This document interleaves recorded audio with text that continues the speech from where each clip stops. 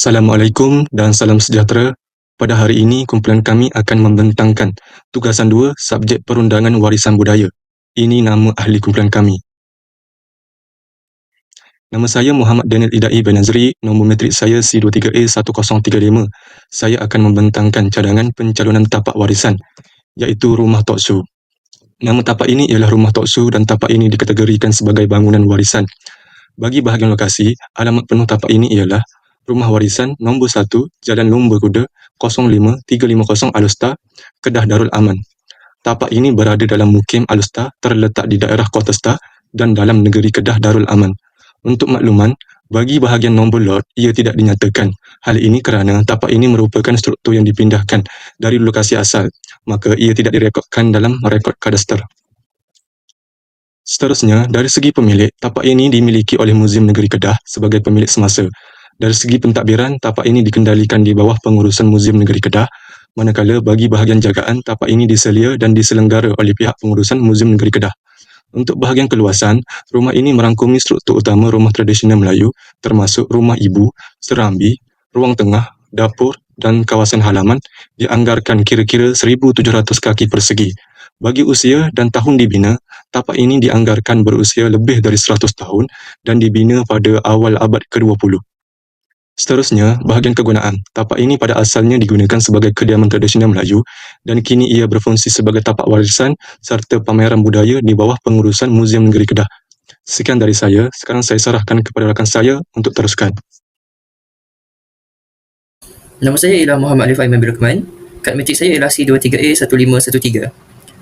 Saya akan membentangkan tentang tapak kajian iaitu Rumah Tok Su, Kedah. Keadaan fizikal Rumah Tok Su ialah dalam keadaan baik dan struktur utama masih kukuh walaupun terdapat tanda penuaan seperti kayu mengembang dan bumbung yang pudar.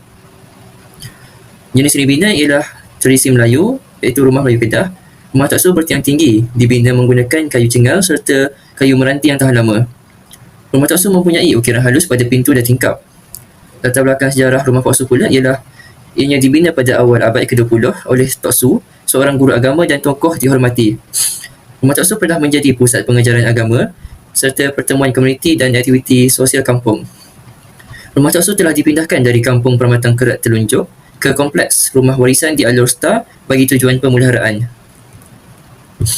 Berdasarkan nilai warisan Seksyen 67, bahagian 2 Akta 645, Rumah Tok Su mewakili tradisi pembinaan rumah Melayu Kedah yang berusia lebih 100 tahun dan mencerminkan kehidupan sosial masyarakat zaman terdahulu. Rumah Tok Su memperlihatkan seni bina tradisional dengan ukiran kayu, struktur bertiang dan susun atur ruang yang autentik. Rumah Tok Su pernah menjadi pusat pengajaran agama dan tempat perhimpunan masyarakat. Ianya melambangkan identiti budaya komuniti setempat. Rumah Tok Su berpotensi sebagai rujukan untuk kajian seni bina Melayu, antropologi dan sejarah komuniti. Rumah Tok Su teknik pembinaan tradisi menggunakan kayu keras tempatan dan sambungan tanpa paku. Ini pula ialah lampiran Rumah Tok Su, gambaran luaran serta dalaman Rumah Tok Su.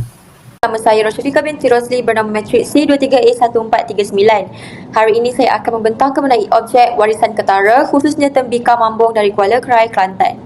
Untuk pengenalan, objek warisan ketara ini merujuk kepada warisan berbentuk fizikal iaitu objek yang boleh disentuh, dialihkan dan disimpan.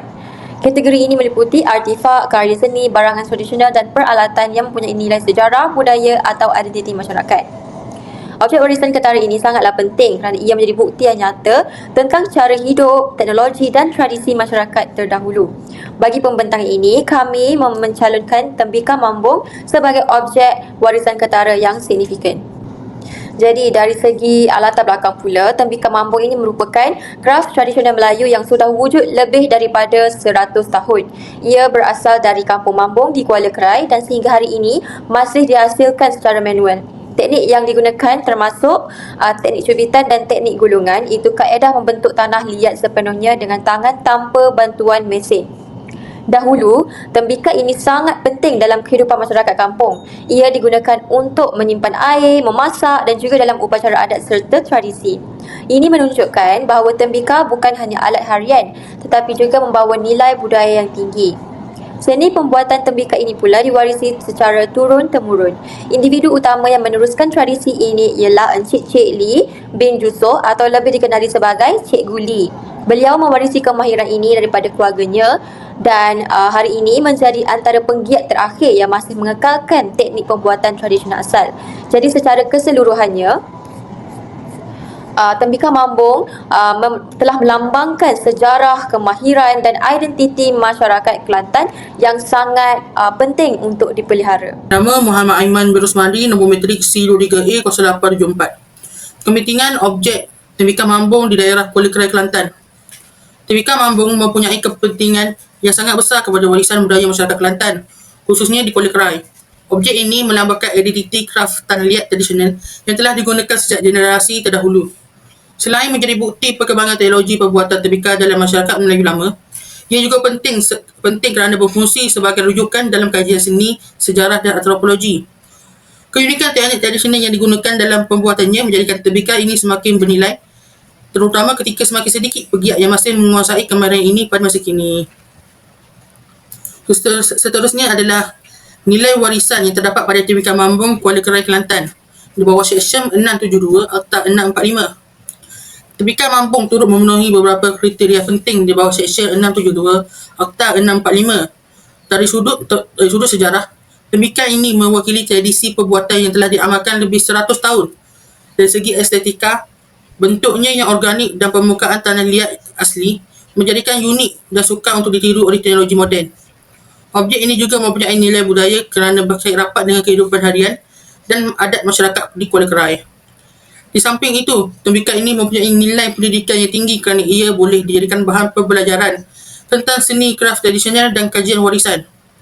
Keunikan teknik pembuatannya yang semakin jarang ditemui turut menunjukkan nilai keaslian serta kepentingan tembikar ini sebagai warisan kembangsaaan. Seterusnya, lampiran menunjukkan peta kampung mambung di Kuala Kerai. Seterusnya, menunjukkan gambar aktiviti yang dilakukan di kampung mambung Kuala Kerai. Seterusnya, dokumentasi bersama pembuat tembikar mambung asli yang diperbuat daripada tangan yang didokumentasi oleh kami di kampung mambung Kuala Kerai, Kelantan. Assalamualaikum, saya Nur Aisha Mesarah binti Abdul Razak, memegang nombor matrik C23A 1489. Okey, seterusnya saya akan menjelaskan objek warisan tidak ketara. Objek warisan tidak ketara yang kami ambil ialah kepercayaan Nunuk Ragang yang merujuk kepada tradisi lisan dan sistem kepercayaan masyarakat Kadazan Dusun yang diwarisi secara turun-temurun.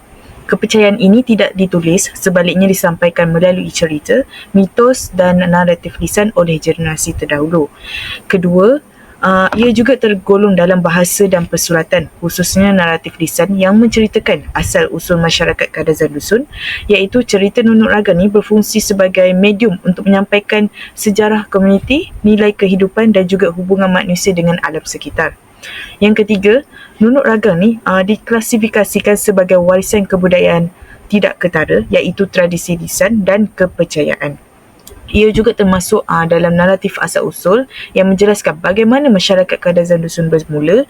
Yang kedua, kepercayaan terhadap pokok nunuk sebagai simbol penyatuan, perlindungan dan kelangsungan hidup komuniti. Yang ketiga, hubungan spiritual antara manusia dan alam yang menekankan keseimbangan dan keharmonian dengan persekitaran.